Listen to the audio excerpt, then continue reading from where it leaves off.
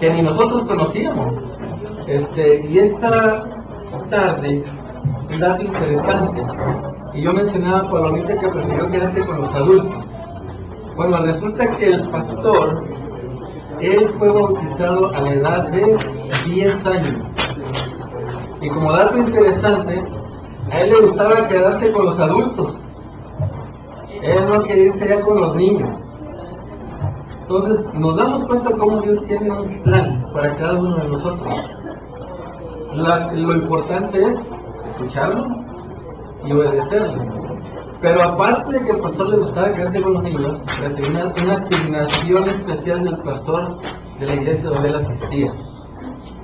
Lo nombraron, no sé si sería director de comunicaciones, pastor, pero él fue encargado del proyector de 8 milímetros. No sé, pastor, cómo sea ese proyector, la verdad, desconozco, pero creo que usted nos puede dar más información.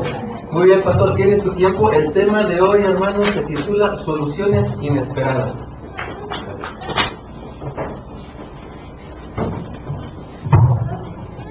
Bueno, muy buenas noches, hermanos. Buenas noches. Que Dios les bendiga. Efectivamente, como dice nuestro hermano, cuando llegamos a la iglesia, bueno, anoche dijo algo el hermano que debo explicar. Nosotros conocimos la iglesia adventista por medio de los colportores. Los colportores son personas de nuestra iglesia que venden libros, casa por casa o negocio por negocio. Así que un colportor llegó a nuestra casa y resulta que era vecino nuestro, vivía a la vueltecita de nosotros. Era una pareja, no tenían hijos, ellos por alguna razón especial no pudieron tener hijos. Y entonces comenzaron a platicar con mi mamá, familiarizados, y un día, la hermana Carmelita, se llama, le dijo a mi mamá que por qué no nos permitía ir a la iglesia. Dijo mi mamá, lo que pasa es que yo trabajo el sábado. Pues nosotros nos llevamos. Y bueno, mi hermana mayor tendría aproximadamente unos 2 años y medio, 3 años si acaso, y yo me meto a ella de brazos, y mi mamá nos dejó, nos mandó. Nos preparó el sábado y van a la iglesia y ella se va a trabajar. Yo no creo que si mi mamá viviera en estos días haría eso, no creo, lo tendría difícil. Y ahí fue la primera vez que conocimos la iglesia. Tiempo después, aproximadamente 10 años después, nos volvimos a encontrar al mismo colportor, porque unos meses después nos tuvimos que cambiar de casa, y nos lo encontramos, y nos invitó a una serie de conferencias. Y llegamos a la iglesia, ahora yo ya tenía 10 años, y cuando llegamos a la iglesia nos daban la bienvenida, y allí decían, vénganse todos los niños, pásenle para estar con los niños. Pero yo le decía a mi mamá, es que yo no me quiero ir para allá arriba, a mí me gusta más escuchar al pastor predicar. Y yo me agarraba de mi mamá fuerte y la maestra como que me quería jalar, ¿verdad? Me decía mi mamá, le decía, no, déjelo aquí, que se quede. Y el pastor me sorprendió mucho porque yo era el único niño que estaba en la conferencia. Y un día me dijo, te voy a encargar a ti un trabajo, el proyector de 8 milímetros. El proyector de 8 milímetros es de esos proyectores que llevan 2 carretes, 2 ruedas, que hacen un ruidazo terrible, ¿verdad? Y todas las noches proyectaban una película de la vida de Jesús. Así que él me encargó ese trabajo y yo tenía que llegar más temprano que los demás porque la proyección empezaba antes del tema. Ese fue mi primer trabajo en la iglesia. Tenía que llegar, montar los carretes, sacar tantito la cinta, montarlo en el primer carrete, y cuando me dieron la instrucción, la aplanaba y empezaba a funcionar el carrete. Esa fue mi primera experiencia trabajando en la iglesia a la edad de 10 años. Y aquí estamos, después de algunos años, aquí estamos todavía en la iglesia, trabajando para nuestro Dios. Vamos a abrir nuestras Biblias, hermanos. Esta noche vamos a estudiar otro encuentro de nuestro Señor Jesucristo. Hoy vamos a analizar el texto que aparece en el libro de Marcos en el capítulo 5. Marcos capítulo 5. Ahí tenemos nuestro estudio para esta noche. Marcos capítulo 5, versículo 21 en adelante. Marcos capítulo 5, versículo 21 en adelante. Y antes de comenzar a leer, les quisiera invitar para que hiciéramos una oración y de esta manera pedir la dirección de nuestro Dios para el estudio de su palabra. Padre nuestro que estás en el cielo, santificado sea tu nombre, Señor. Te damos gracias porque nos das la vida y la salud, y gracias porque permites que esta noche abramos tu palabra. Queremos que sea el Espíritu Santo el que nos dirija, y que en esta hora podamos aprender una lección importante para nuestra vida espiritual. Esto lo rogamos y lo pedimos en Cristo Jesús. Amén. Amén. Dice el versículo número 21 del libro de Marcos. Hacemos un resumen breve. La primera noche, ¿de quién hablamos? De Jesús y quién. La primera noche, la mujer encontrada en adulterio, ¿cierto? Y anoche, ¿de quién hablamos? De Zaqueo. Hoy vamos a encontrar, es una historia, pero en realidad son dos. Hoy se van a dar cuenta por qué. Dice el versículo 21. Pasando otra vez Jesús en una barca a la otra orilla, se reunió alrededor de él una gran multitud, y él estaba junto al mar. Generalmente lo que Jesús hacía, porque no, si él se bajaba de la barca donde iba viajando, la gente inmediatamente comenzaba a remolinarse alrededor de él. Así que lo que Jesús hacía es que le pedía a sus discípulos, por lo menos donde sabemos 5 o 6 de ellos eran pescadores, así que les decía, déjenme unos metros antes de la orilla, y desde allí de pie yo voy a enseñarle a la multitud, porque si me bajo, entonces todos ellos inmediatamente van a querer tocarlo y estar con él, y se iban a ir sin alguna lección especial que Jesús quería compartir con ellos. Así que por eso dice que él estaba junto al mar, porque estaba enseñando en aquella ocasión. Y cuando estaba en medio de su enseñanza, dice el versículo 22, vino uno de los principales de la sinagoga, llamado Jairo, y luego que lo vio, se postró a sus pies y le rogaba mucho diciendo, mi hija está agonizando, ven y pon las manos sobre ella para que ella sea salva y vivirá. Aquí encontramos al primer personaje que tuvo un encuentro especial con Cristo Jesús. Jairo era el equivalente al pastor de la iglesia, al sacerdote de la catedral, al rabino de la sinagoga. Era el principal de la sinagoga, era el encargado de los servicios religiosos de la sinagoga donde iba. Y por la Biblia podemos saber que no es la primera vez que se encuentra con Jesús.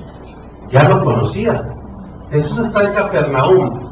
Y por lo menos la Biblia nos dice de 2 ocasiones anteriores donde Jesús estuvo en la misma sinagoga donde estaba Jairo.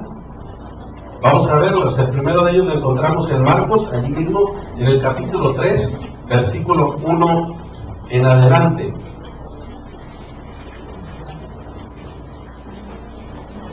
Dice el versículo número 1, otra vez entró Jesús en la sinagoga, y había allí un hombre que tenía una mano seca, y le acechaban para ver si en el día de reposo lo sanarían, a fin de poder acusarlo. Entonces dijo al hombre que tenía la mano seca, levántate y ponte en medio. Y les dijo, ¿es lícito en los días de reposo hacer el bien o hacer el mal, salvar la vida o quitarla?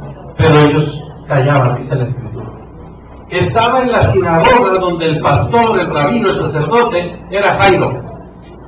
Ahí estaba, y en medio de esa congregación llegó un hombre que tenía su mano seca, estaba enfermo, y Jesús tomó la decisión de hacer un milagro con una implicación doble, peligrosa para él. Pensaban ellos que era la forma de acusarlo. Número 1, dentro de la sinagoga, y segundo, el sábado. Eso ellos pensaban que era una transgresión de las leyes de Dios. Lo sorprendente es que nadie se atrevía a hacer esas curaciones y por supuesto nadie sanaba, pero Jesús lo hizo, demostrando que Él era Señor aún del mismo sábado, y que la razón de que la gente fuera al templo no era la ceremonia, sino era Él. En medio de eso, el pastor de la iglesia, Jairo, está observando lo que Jesús está haciendo. Tuvo otro encuentro con Él. Miren, vamos a viajar al libro de Lucas, capítulo 5. Lucas, capítulo 5.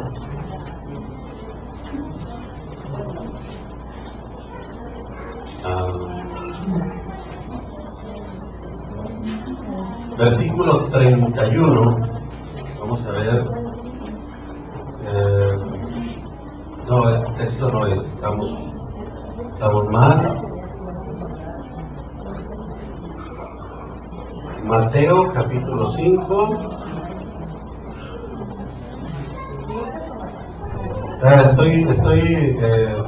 Perdón, es Lucas, capítulo 4.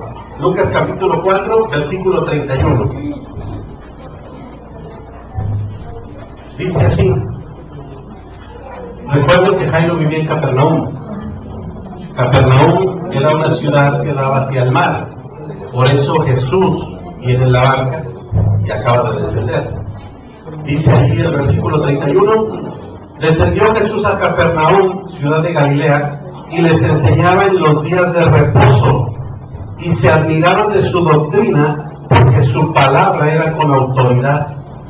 Y estaba en la sinagoga un hombre que tenía un espíritu de demonio inmundo, el cual exclamó a gran voz diciendo: déjanos, ¿qué tienes con nosotros, Jesús Nazareno? ¿Has venido para destruirnos?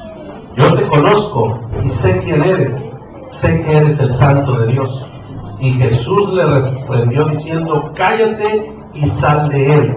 Y entonces el demonio, derribándole en medio de ellos, salió de él y no le hizo daño alguno. Otro milagro que Jesús realizó en la misma sinagoga donde Jairo era el pastor, el sacerdote, el párroco de ese lugar.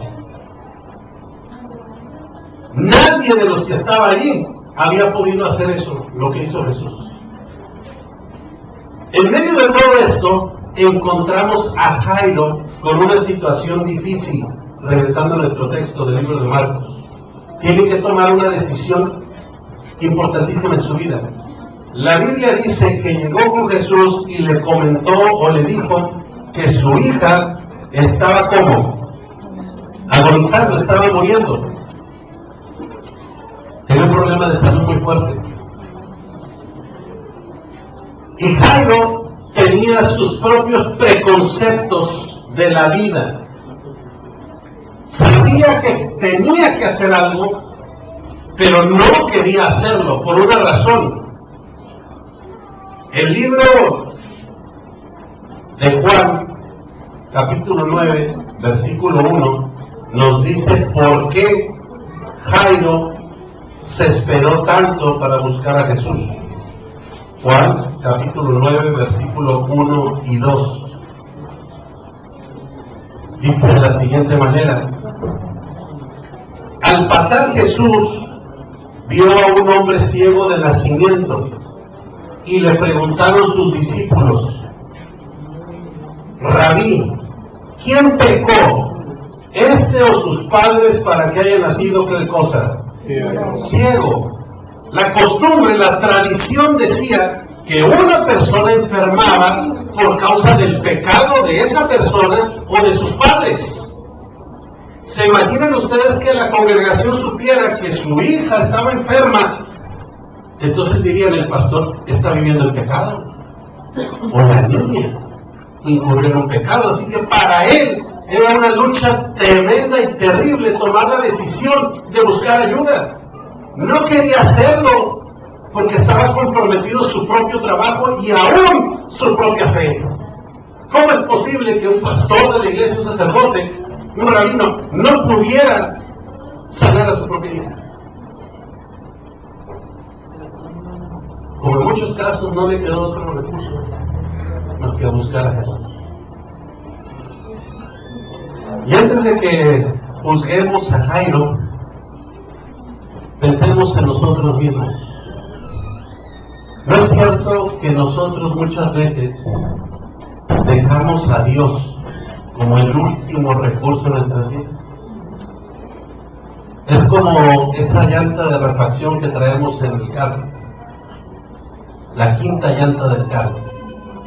¿Cuándo la usamos?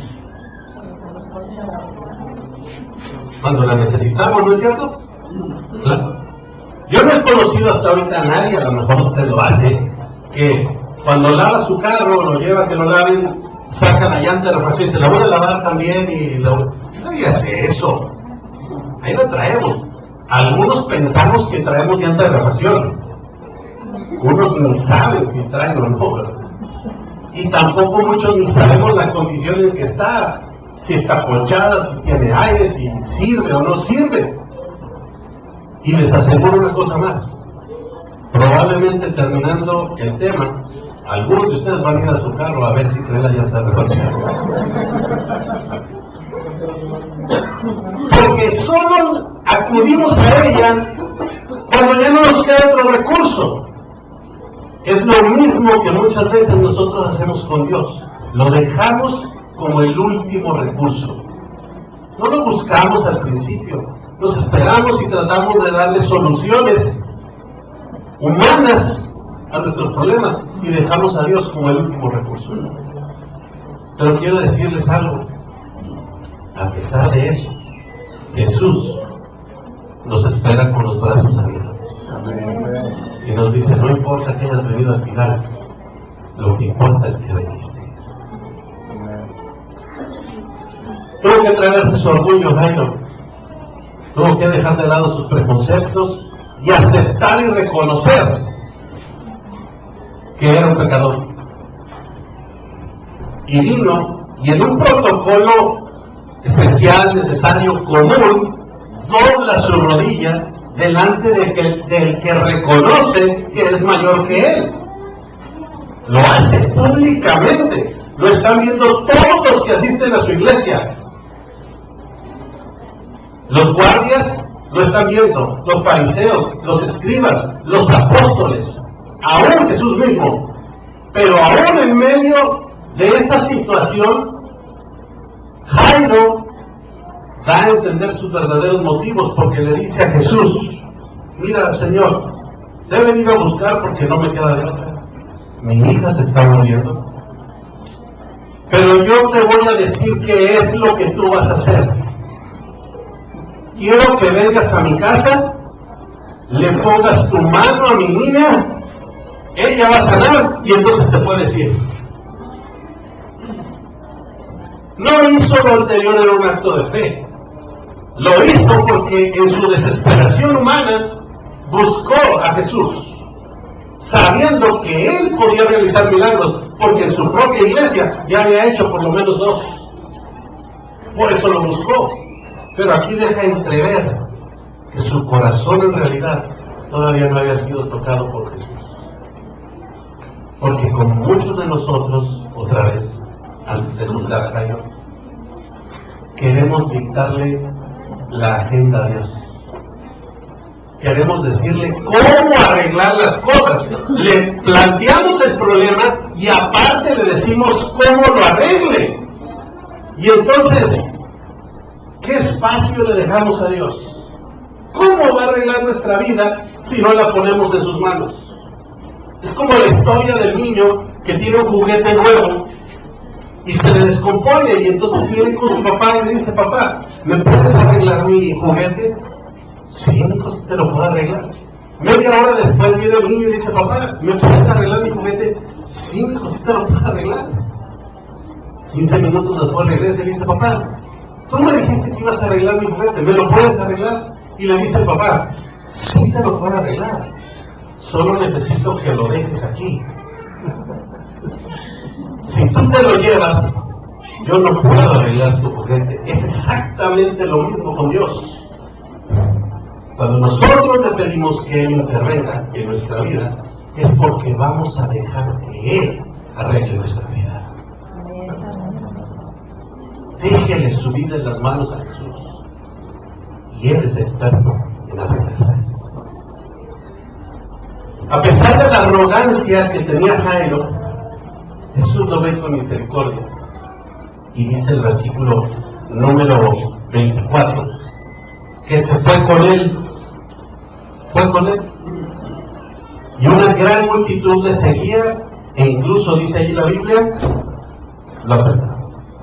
Déjenme les explico por qué aquellas ciudades como Jericó, Capernaum, Nazaret, Belén, todas esas ciudades eran ciudades que habían ido creciendo con la llegada de gente que venía a buscar trabajo, empleo. En aquellos tiempos no había trailers, no había camiones, no había metro, taxis, no había ni carros. De manera que la gente tradicionalmente caminaba. Los más ricos tenían caballos y carretas. Así que las ciudades habían sido diseñadas con calles muy estrechas. Yo no sé si aquí algunos de ustedes les ha tocado la oportunidad de visitar Guanajuato. Algo parecido a eso. E incluso hay un callejón allí muy famoso, ¿no? El Callejón del Beso. Estrecho, cabe una sola persona a la vez. Así eran las calles. Así que imagínense ustedes, dice la Escritura que en cierta ocasión le dieron de comer a 5,000 hombres. Imagínense ustedes, metan a 5,000 personas en el Callejón del Beso. Pues, por eso dice la Biblia que le iban apretando. Vamos a dejar un momento a Jairo allí, no se olviden de él. Vamos a regresar por él porque aquí aparece en escena el otro encuentro con Jesús, es el versículo 25. Que entonces una mujer que desde hacía 12 años padecía de flujo de sangre y había sufrido mucho de muchos médicos y gastado todo lo que tenía y en nada le había sido provechoso, antes le iba como peor. Y cuando oyó hablar de Jesús, vino por detrás de entre la multitud y tocó su manto, porque ella decía: si tan solo tocare su manto, ¿seré qué cosa? Salvo. Interesante. Una mujer enferma. ¿Cuántos años tenía enferma? 12 años, con flujo constante de sangre. Para los caballeros que estamos aquí, es muy difícil entender ese problema, porque nosotros no tenemos ese problema. Las damas que están aquí pueden ponerse en los zapatos de esta mujer, porque ella no tenía una menstruación regular, sino que constantemente tenía una especie como de hemorragia crónica. La sangre constantemente estaba saliendo de su cuerpo. No solamente era un problema de salud, porque ya eso la hacía sentir sucia, mal, incómoda, sino que era un problema realmente fuerte para ella, porque las leyes que les había dictado Moisés le afectaban. Miren, algunas de las cosas que le afectaban. La ley de Moisés decía que cuando una mujer estaba menstruando era impura. Sí.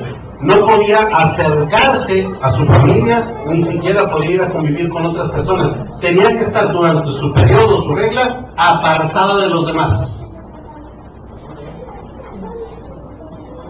En una persona normal eso ya era un problema, pero por lo menos tenía la esperanza de que después de 5 o 6 días esto terminaba. Pero en este caso era una causa rápida y fácil para que su esposo se divorciara de ella, porque con esa enfermedad ella no podía cumplir con sus obligaciones maritales, así que el esposo podía decirle: me divorcio de ti. Si a veces, abusando de esas leyes que había puesto Moisés, algunos hombres se divorciaban por cosas tan minúsculas como que la comida estuviera insípida, iban ante un juez y le decían: es que esta mujer no sabe hacer de comer. Esa es una falta muy grave, porque se supone que la tenían que enseñar a hacer de comer. Así que el juez decía: bueno, está bien, ¿y qué es tu deseo? Y tenía que decir 3 veces: me divorcio, me divorcio, me divorcio. Y en ese momento el juez decía: te concedo el divorcio.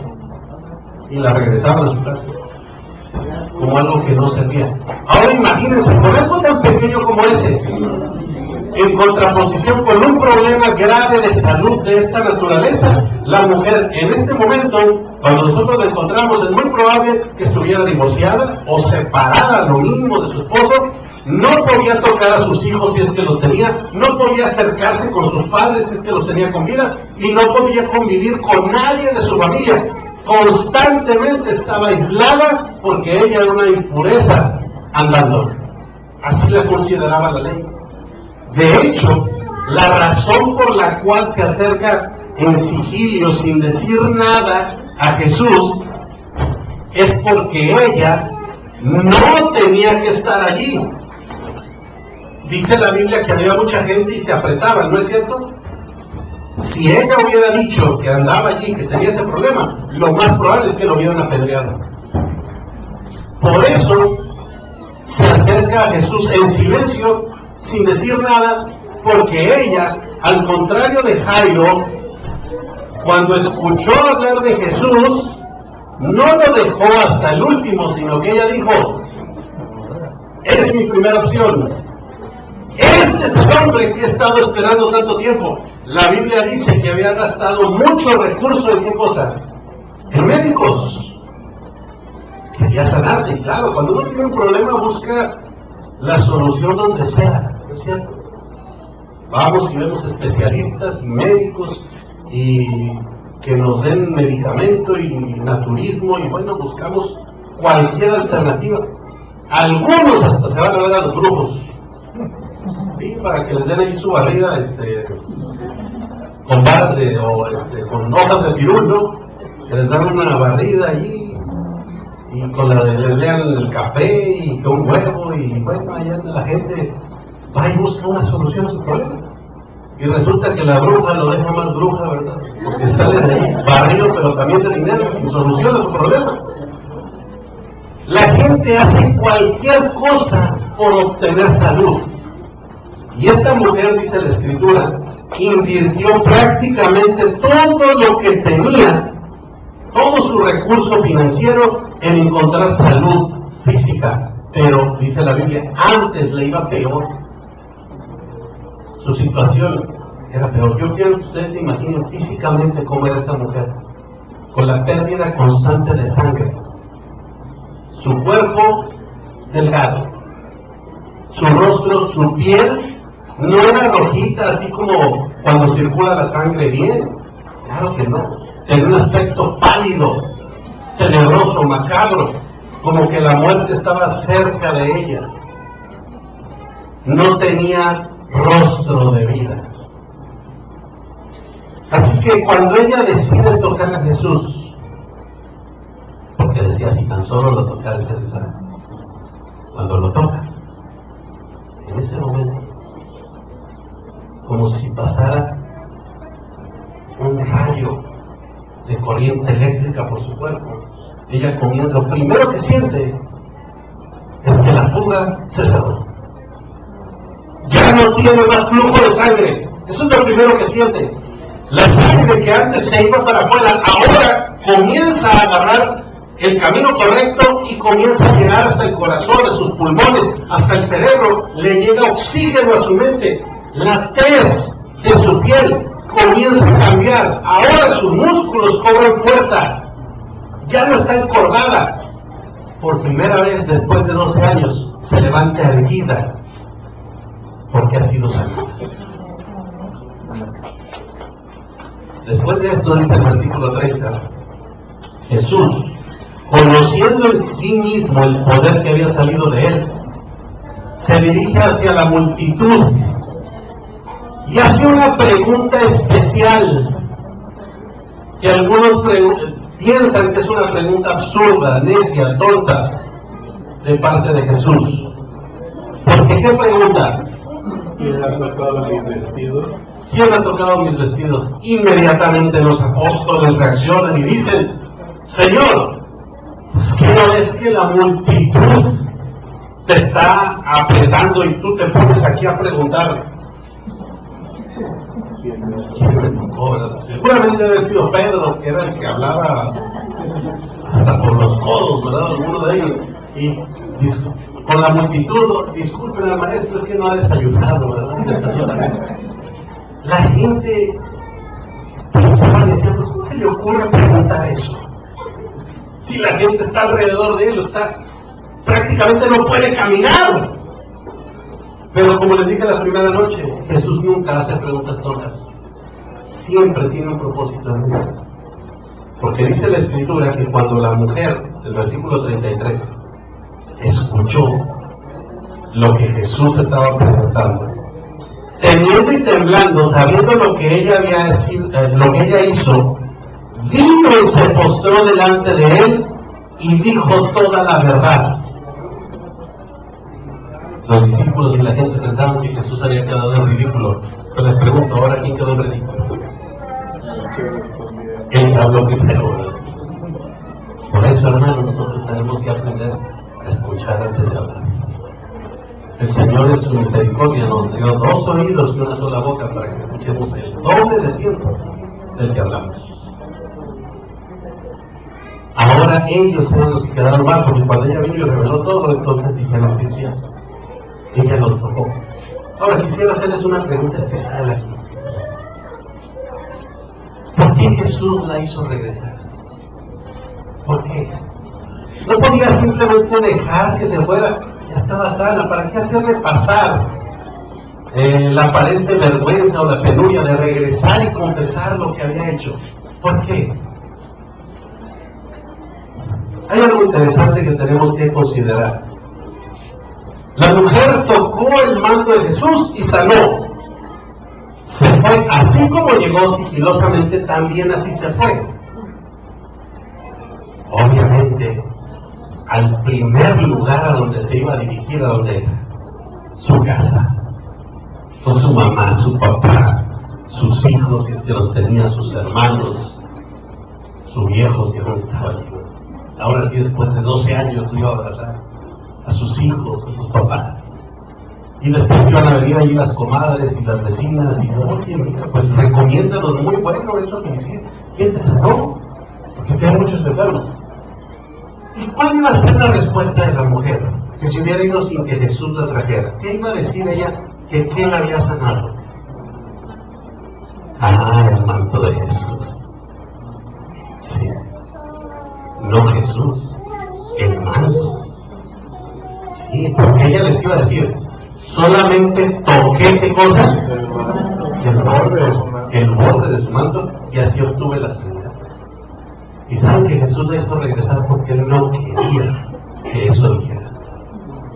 Una vez me tocó algo sorprendente y maravilloso al mismo tiempo, y digo sorprendente por las personas que estaban ansiando estar allí.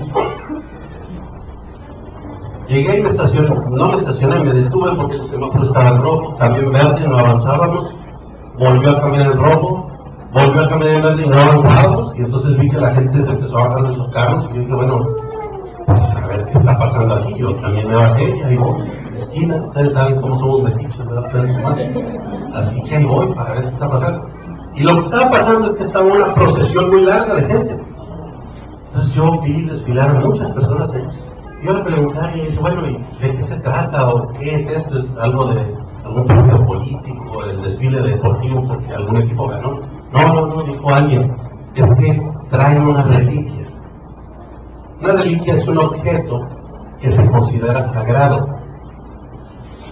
Y entonces, cuando estábamos platicando, dijo, ahí viene. Y traían una especie como de nicho ese donde depositan las banderas en las escuelas, de madera con vidrio. Y un colchón en la parte de abajo, y apuradamente se podía ver. Y ellos traían una astilla de la cruz donde murió Jesús. Por lo menos eso es lo que anunciaba la procesión. Y la gente apurada deseaba tocar esa vitrina, porque ellos pensaban que esa astilla tenía un poder milagroso. Jesús hizo regresar a la mujer para que ella se llevara el mensaje correcto, que fuera y le dijera a sus amigos, sus vecinos, sus comadres, sus tíos, su parentela, su esposo, sus padres, sus hijos, es Jesús el que me ha sanado, porque de Él es donde emana el poder para la sanidad. No es su manto, es la persona de Cristo, porque Él mismo es la vida. Ese es el mensaje que Jesús quería que ella se llevara, por eso la regresó. Y ahora que ella se va, le dice Jesús: hija, ve en paz, tu fe te ha salvado, y queda libre de este azote. No es mi manto el que te sanó, es mi palabra la que te da sanidad, porque mi palabra es palabra de vida. Ese es el mensaje que Jesús le está dando a la mujer. En medio de todo esto, no se olviden de Jairo. Ahí está Jairo. Jairo está viendo todo esto. Todo esto está pegado a Jesús, así como no sé, una rémora, un tiburón, ¿verdad? Así está pegado ahí a Jesús, esperando y desesperado porque lleguen a dónde? A su casa. Mientras él aún hablaba, dice el versículo 35, vinieron algunos empleados de la casa del principal de la sinagoga y le dijeron: tu hija ha muerto. Tu hija se acaba de morir. ¿Para qué molestas más a Jesús? No tiene caso que lo molestes.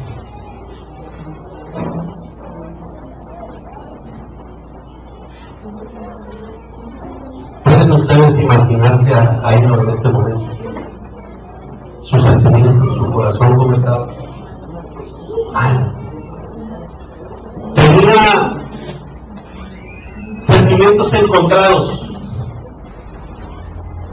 de culpabilidad por no haber roto antes sus preconceptos y haber buscado la solución al problema, de enojo y de ira, porque después de todo, ¿quién llegó primero a buscar a Jesús? Doblé mis rodillas, me tragué mi propio orgullo, fui y te busqué enfrente de todos. Y de todas maneras, el caso de la mujer podía esperar, porque no era un caso de vida o muerte. Hubiera sanado primero a mi hija y después hubieras atendido a la mujer. ¿No es cierto que muchos de los seres humanos pensamos así? El primer culpable de todas las situaciones malas que nos pasan, ¿quién es? Es Dios. Somos expertos en echarle la culpa a Dios. Porque cuando me ha tocado estar en lugares, funeral, una persona joven, 40, 50 años, que muere de cirrosis hepática, porque era un alcohólico. Sus familiares, la gente dice: no, pues, pobrecito, Dios se lo llevó. Él no se lo llevó. Él murió a causa de su mal proceder en la vida, por el alcoholismo en el que él se ahogaba y echó a perder los órganos internos de su cuerpo.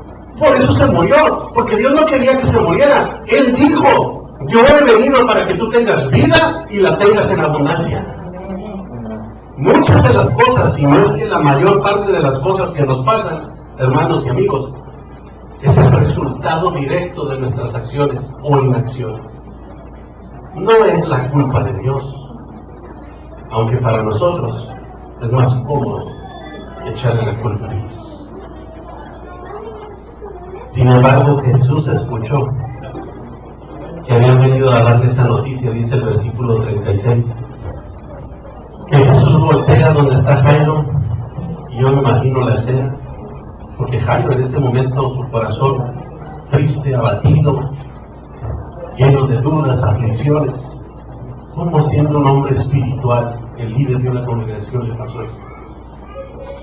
Y se acerca a Jesús, y probablemente le toca con su mano el hombro y le dice, viéndolo a los ojos: Jairo, no tengas miedo. Solamente cree, porque al que cree, todas las cosas le son posibles. Ten fe, es lo único que yo te pido. Ten fe. Hasta ese momento Jairo no había tenido fe, estaba desesperado.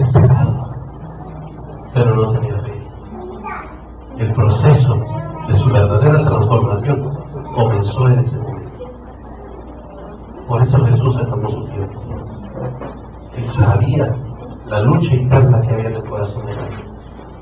Así que ahora decide con Jairo ir hasta la casa del principal de la sinagoga, dice el versículo 38, y vio el alboroto y los que lloraban y lamentaban mucho. Lo que pasa es lo que hacían en aquel tiempo, las tradiciones judías decían que en cualquier casa decente, por muy pobre que fuera, tenían que llevar flautas y unas plaquideras. Las plaquideras son esas mujeres contratadas que les pagaban para que se pusieran a llorar, aunque no conocieran al muerto que estaba allí. Y entre más rico fuera la persona, pues más llorones contrataban. Y llegaban allí, estaban a llorar, y ¿quién se murió? No sé, pero este paga muy bien, tú ponte a llorar. Y la gente estaba y lloraba, y así que era un alboroto tremendo, y estaban las flautas y los instrumentos ahí tocando, y la gente anunciando que la desgracia había llegado a ese lugar. Y entonces, cuando entra Jesús, dice el versículo 39, ¿por qué alborotan tanto y se ponen a llorar? La niña no está muerta, sino que está dormida. Y dice el siguiente versículo, que se burlaron ¿de quién? De Jesús. Dijeron, ¿cómo nos va a enseñar este si está muerta? No tiene signos vitales. Murió, no respira, está muerta. Entonces dice ahí la Biblia que los corrió, dice el versículo 40, mas él, echando fuera a todos, tomó al padre, a la madre de la niña y a los 3 discípulos que habían ido con él, y entró a donde estaba la niña. Y tomando la mano de la niña, le dijo, Talita cumi, que quiere decir, niña, a ti te digo, levántate.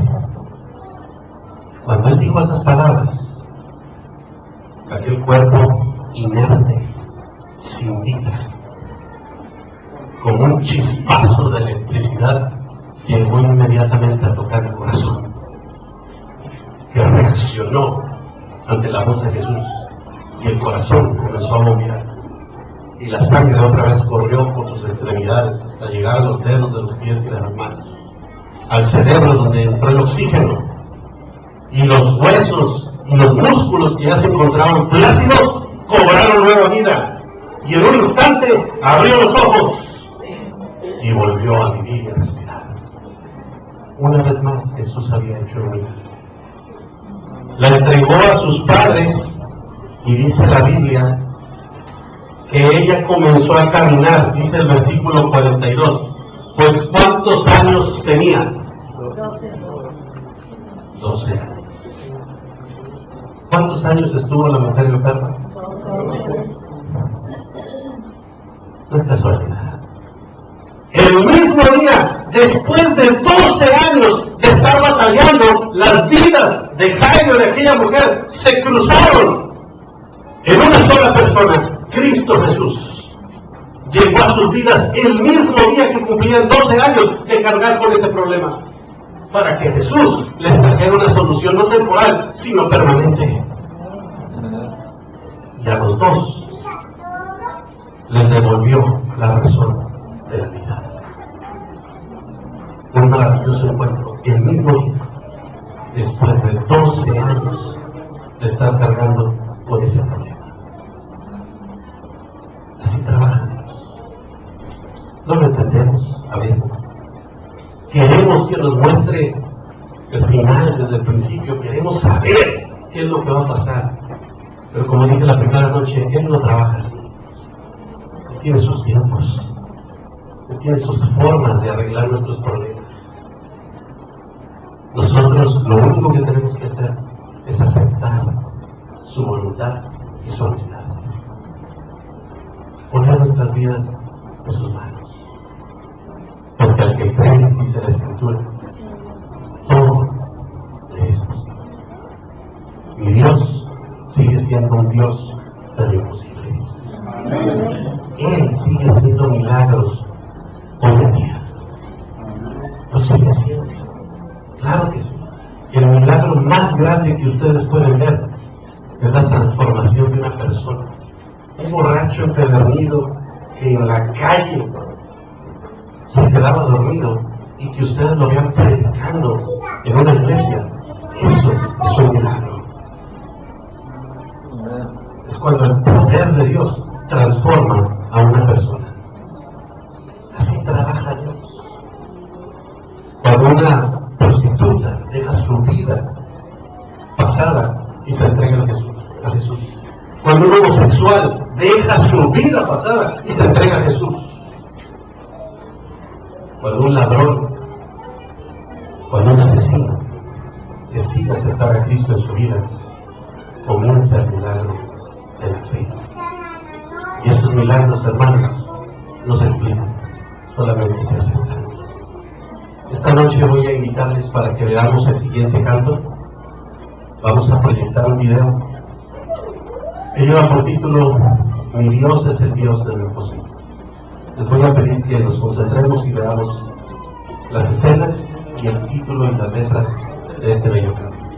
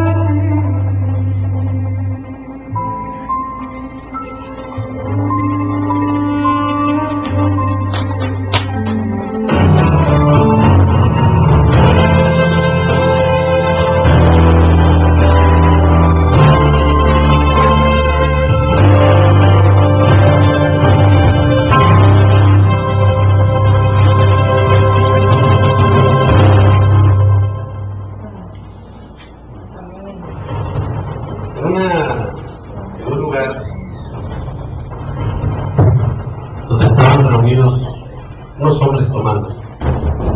Estaban discutiendo entre ellos quién tenía la mejor esposa. Y cada uno de ellos se alegaba a tener la mejor esposa. Y el último de ellos dijo: mi esposa es la mejor mujer del mundo, la más buena de todas. Y se los voy a comprobar. Vamos a mi casa. Y fueron así ebrios como andaban. Y el hombre llegó pateando la puerta, exigiendo que su esposa bajara con gritos y malas palabras. Las luces se prendieron, la mujer bajó con una bata allí, estaba en pijama. Y entonces bajó y dijo, saludando: buenas noches, ¿qué se te ofrece, mi amor? Cuando ella dijo estas palabras, todos se sorprendieron. Y él le dijo: quiero que nos hagas de cenar a mí y a mis amigos en este momento. Era madrugada. Y entonces la mujer le dijo: sí, cómo no, con gusto, tomen asiento, voy a ir a prepararle su comida. Y cuando ella se fue, los otros, pues ya no estaban tan borrachos, sorprendidos de la situación, dijeron: ¿sabes qué? Tú ganas. Sí, es cierto, porque si nosotros hubiéramos llegado así a nuestra casa, ni nos hubieran abierto, ya nos hubieran corrido. Pero nos sorprende que tu esposa te conteste de esa manera. Y se fueron. Minutos más tarde vino la mujer trayendo la comida y le dijo: ¿y dónde están tus amigos? ¿Por qué se fueron? El hombre estaba sentado allí en un sillón de su casa y le dijo: ¿por qué eres así? ¿Por qué me tratas de esa manera? Yo te golpeo, te he engañado constantemente, tú sabes de mis infidelidades, no te doy dinero para el gasto, constantemente me emborracho y llego aquí provocándote a problemas y tú nunca me has dicho nada. ¿Por qué? Te exijo una respuesta hoy acerca de por qué eres así. Y la mujer, dejando la cena y pacientemente le dijo: ¿ves ese libro que está ahí en medio de la sala? Eso es una Biblia. Y yo, cuando tenía tantos problemas contigo, conocí a una persona que me regaló esa Biblia. Y me refugié en la Biblia. Literalmente la bebí. Y encontré en ella esperanza, paz y tranquilidad. Y una promesa. Que un día Jesús iba a venir a esta tierra por las personas fieles. Y yo tomé la decisión de prepararme para estar con Él. Y en la Biblia dice que yo a los que me tratan mal los trate bien. Y entonces pensé y dije: bueno, mi esposo, así como es, no tiene ninguna esperanza de ir al cielo. Lo único que va a disfrutar es lo que está aquí en la tierra. ¿Por qué se lo voy a hacer yo amargo? Y ese día tomé la decisión de tratarte bien, aunque tú me trataras mal, porque es lo único que vas a disfrutar. Tú no vas a ir al cielo con Jesús. Por eso te trato así. Y se subió la mujer. Y el hombre en ese momento agarró la Biblia y lo que quería era destrozarla. Pero no pudo. Cayó de rodillas. Comenzó a llorar. Minutos más tarde abrió la Biblia y encontró un versículo que comenzó la obra de su vida. Todo aquel que creyere en Jesús será salvo. A partir de ese día el hombre comenzó a leer la Biblia, comenzó a vivir lo que la Biblia decía, dejó de tomar. Un día él le dijo a su esposa: ¿sabes qué? Nos vamos a ir a una universidad, porque yo voy a estudiar para ser pastor.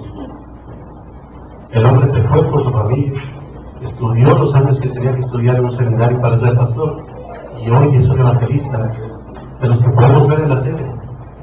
Él es uno de ellos. Una historia sorprendente, hecha por el Dios de lo imposible. Esta noche vamos a orar, pero yo quisiera orar de manera especial. No sé si aquí hay alguien que durante 12 años, o 5, o 10, 15, ha estado cargando el mismo problema, la misma situación en su vida. solución. Ha buscado muchas maneras de arreglarlo y no ha podido. Pues quiero decirles que esta noche Jesús te dice: no tengas miedo, solamente cree. Y si usted cree, vamos a orar y a ponérselo en las manos de Dios. ¿Habrá alguien aquí que quisiera ponerse de pie para poner ese problema de salud en el matrimonio, con los hijos, en el trabajo, que durante tanto tiempo usted ha estado cargando? ¿Hay alguien aquí que quisiera ponerse de pie? Dios le bendiga. ¿Alguien más? Dios le bendiga. Vamos a orar por eso y vamos a ponerlo en las manos de nuestro Dios. Padre nuestro que estás en el cielo, santificado sea tu nombre. En esta hora te queremos dar gracias por tu palabra, y porque en tu palabra encontramos mensajes especiales para nosotros, mensajes donde nos dicen que tú sigues siendo el Dios de nuestros hijos. Oh Señor, aquí está un grupo de tus hijos, porque todos somos tus hijos. Algunos durante 12 años, durante 10 años, durante 20 años, durante 2 años, 5 años, han venido cargando el mismo problema. Han intentado por muchas formas dejar de tomar y no lo han logrado. Han intentado de muchas maneras solucionar los problemas en su matrimonio y no lo han logrado. Han intentado de muchas formas solucionar sus problemas con sus hijos, acercarse pacíficamente, hablar con ellos sin pelear, arreglar los problemas en el trabajo, problemas de salud que los atacan constantemente en su cuerpo y en su corazón, en su mente, en su alma. Pero esta noche, creyendo por fe en tus palabras, nos hemos puesto de pie para ponernos delante de tu presencia y poner en tus manos cariñosas nuestra vida, para rogarte que hagas una vez más un milagro de nuestra existencia. Llévanos en paz y en tranquilidad, Señor, a nuestro hogar. Y esta noche yo te ruego que con tu mano de amor cubras nuestra vida y nos libres de cualquier peligro y cualquier mal. Quédate con nosotros. Permítenos llegar en paz a nuestro hogar, y esta noche yo te encargo que seas tú el que vele nuestros sueños. Todo esto lo pedimos y lo agradecemos en tu nombre sagrado, porque sabemos que esta oración será escuchada. Pues me has dicho: todo lo que pidieres a mi Padre en mi nombre, eso le será hecho. Así que hoy lo pedimos en el nombre de Cristo Jesús, Señor nuestro. Amén. Que el Señor les bendiga y que la paz de Jesús quede con ustedes. Pueden tomar asiento.